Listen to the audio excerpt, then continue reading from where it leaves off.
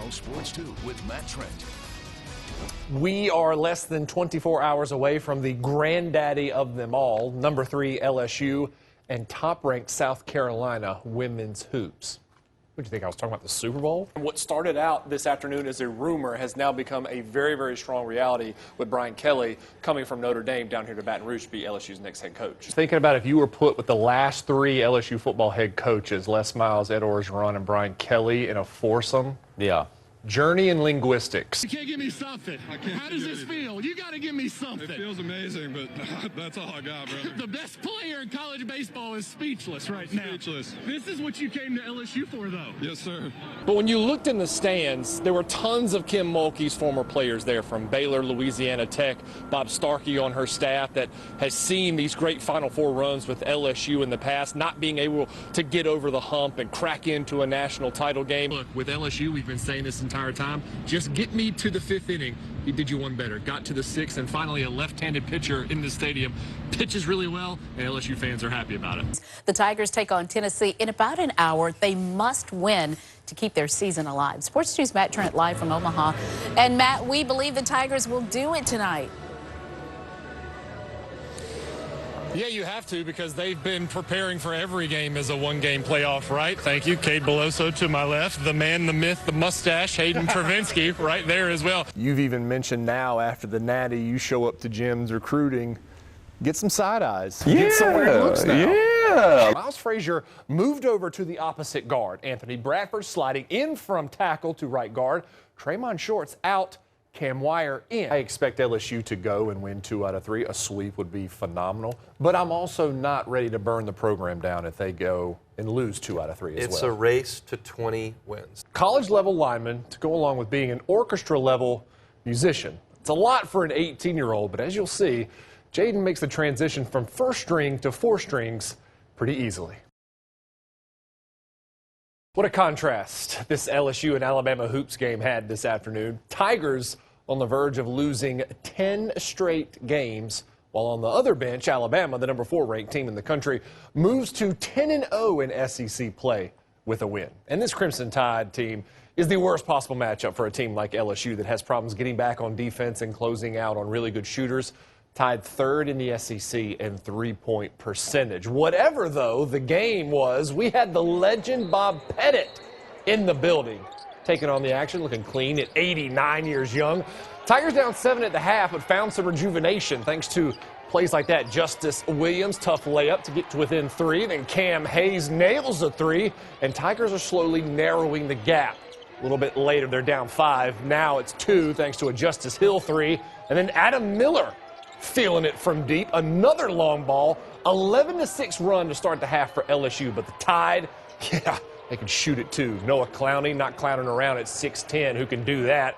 Who can guard the man when he's that big and can shoot like that and dunk like that as well? He's a beast inside. And the Tide really put the clamps down on LSU late in this game. Tigers did not score a field goal in the final 9:46 of play. That bucket coming from Derek Fountain, who had 26 on the afternoon, but today was how it has always been as of late. Tigers dropped their 10th in a row, 79-69. Other than Derek Fountain's 26, just one other Tiger scored in double figures. That was Cam Hayes with 15. Just 8 turnovers, though, for LSU against the number 4 team in the country, and out-rebounded Alabama, if you're looking for positives from this. But you can't go cold from the field in the final 10 minutes and expect to come out with a W. Now, there are teams that hit their stride during conference play, and then there is Southeastern. In their non-conference schedule of 14 games, the Lions did not have not one winning streak.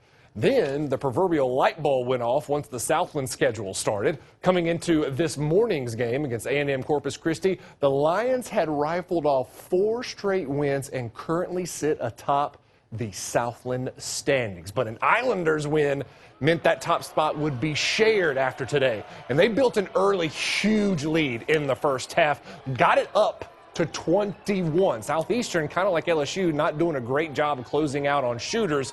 But when you've got 6'11" Brody Robury down low, as close to instant offense as there is, the and one closes the gap to 13. Still Corpus matching shot for shot. Ross Williams, corner 3 ball.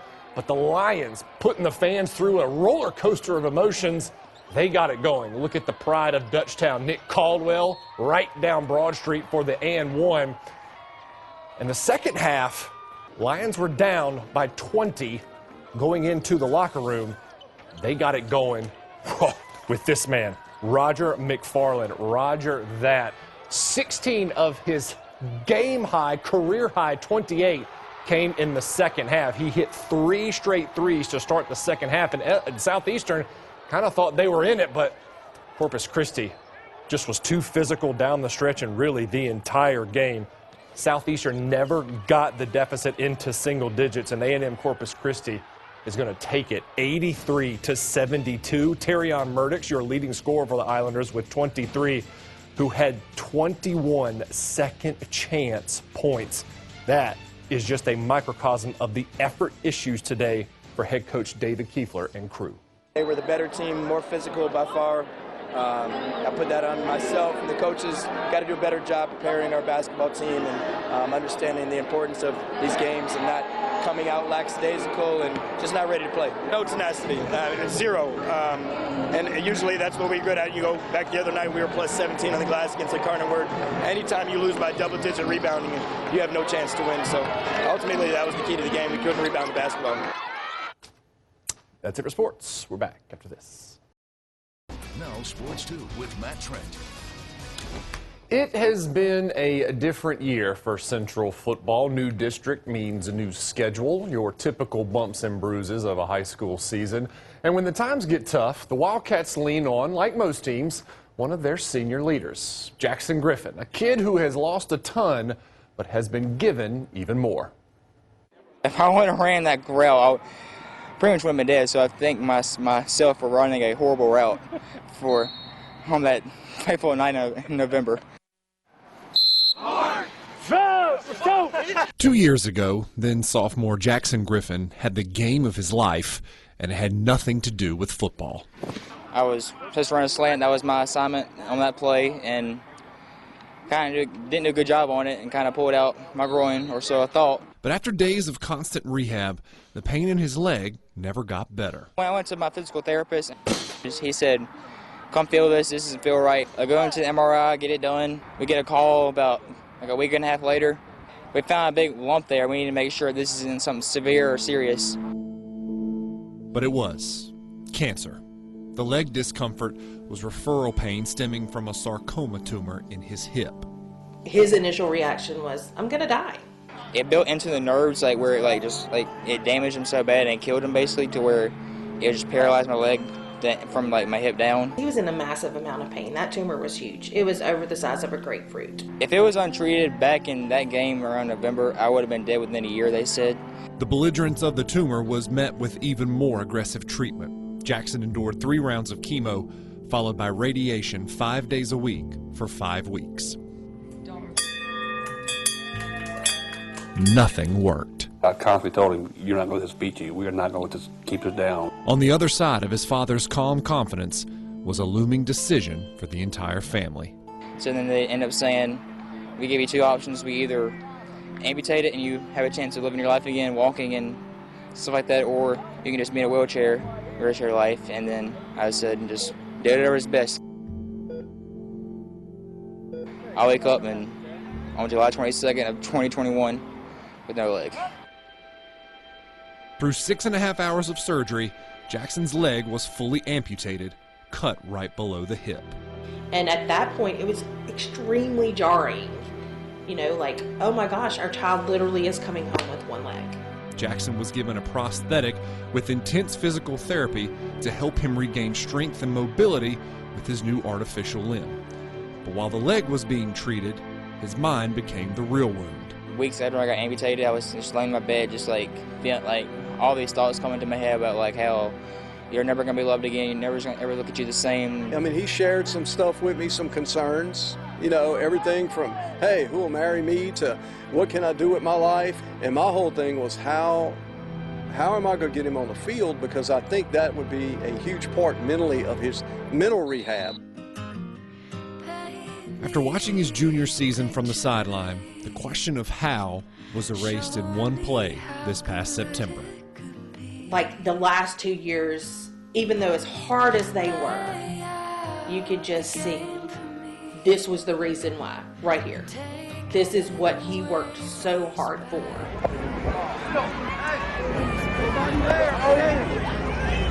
He happened to go in at the wideout near our sideline, and somebody asked me, okay, is this just going to be a play that we're not going live in? And I said, no, it's live. Change around the right side for the Wildcats.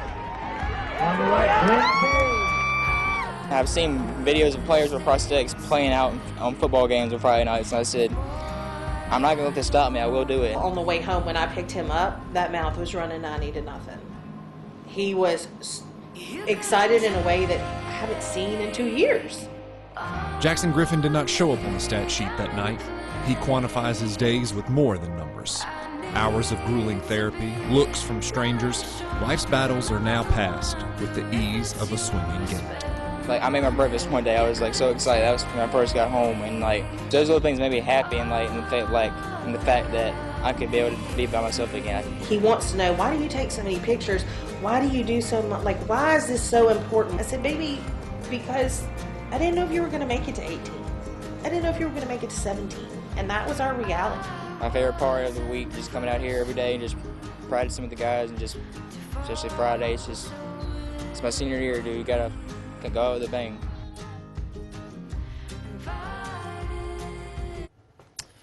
What a rock star Jackson Griffin is. Now, last year, Jackson's cancer did come back, this time in his lungs, but per usual, he stared it right in the face and cancer blinked. A short surgery removed it, and it's been clean scans ever since. And as if he doesn't have enough metal in his life, Jackson plans on becoming a welder after high school, always bringing things together. A huge reason why Southeastern finds themselves in the playoffs for the third time in 4 years is a commitment this year to the run game. Can't just throw it 50, 60 times and expect to catch people off guard. You got to mix it up. Okay, the Lions offense has gotten solid contributions from freshman running back and former U-High Cub Derek Graham. It's really a barnyard variety of traits with this kid. He runs the pigskin well. He's a bell cow for this Lions offense and knows his way around the horseback, too. Another game. Graham bounces off of tacklers. Nice run right there from the freshman. Good luck bringing down Derek Graham. The Southeastern freshman has taken his role from rotational running back to being featured in the Lions offense. But it's been a slow process, and Derek likes fast, because as far as thrill rides, this isn't his first rodeo. I would say rodeo for a football player any day. While football occupies his time, the rodeo has always had his heart. I really ain't like football at all. Like at all. My dad played in college, and then my godbrother played, and I went to a couple of his games. I'm like, bro, I don't like all the hitting. Like, no, that's not for me. So to get him to do anything, the deal has to be sweetened with horses. You know, you can bring horses out here to the field if you want to. Heeding the sentiments of the great Toby Keith, the young cowboy soon learned to rope and ride. I gotta get ready to practice tomorrow. And the natural athlete made even that look easy. With Dad outside throwing rope, I just walk outside, pick it up, start throwing with him. To say this is just a hobby would be an indictment on his passion, one that you can see in his smile, his eyes, and more importantly, his name. When people say, oh yeah, you know, I just seen Derek, like, who was Derek? Yeah, rodeo is like, that's me. Even on the test before the games, rodeo. Even when I go to buy food on a little ticket, rodeo. And they call my name out, and it's crazy because they like, your name really rodeo? I'm like, yeah, I mean, yeah, it's rodeo. Like football, the roping business is a delicate dance, trying to corral trust with your partner, whose intentions aren't always clear. That's just like the quarterback, running back. Like, y'all got to be on the same page. I got to know who I got to pick up to block, or you're going to get killed. If a horse bucks you off, or you fall off a horse, and you get back on them and you're scared, they're going to know that. So, I mean, they're going to keep doing it over and over again. That's just like football, once again. It's really two sports with beefy front lines, led by a signal caller, you know what I'm saying? You know what a cow doing. And put into action in mere seconds. Yeah. Oh, you know what he's doing. Probably have been responsible, being patient, taking your time with things. I feel like if it went for the horses, I don't know what I'd be doing. I think the more you diversify yourself, the better off you're going to be. And I think if he's got a passion for something like he does, which is the rodeo business, I'm all for it. In fact, I can't wait to go watch him. You see, this is really all about the ride. Hitting the hole for a first down, a winding cattle chase, holding on, and never letting go. If football doesn't, if it happens to not work out, I mean, I wouldn't mind like going back to roping. I could really just give me a bunch of land, bunch of cows, just chill all day. If you think we're joking about Rodeo being who he is, this is his bio on the Southeastern football website, Rodeo Graham Jr. He's also very involved in the annual Black Rodeo competition out in Jackson, Mississippi. Goes every year, competes, and more than likely he's going to bring home some cash. You can check him out this Saturday when Southeastern hosts Idaho in the first round of the FCS playoffs at Strawberry Stadium. That's it for sports. We're back after this.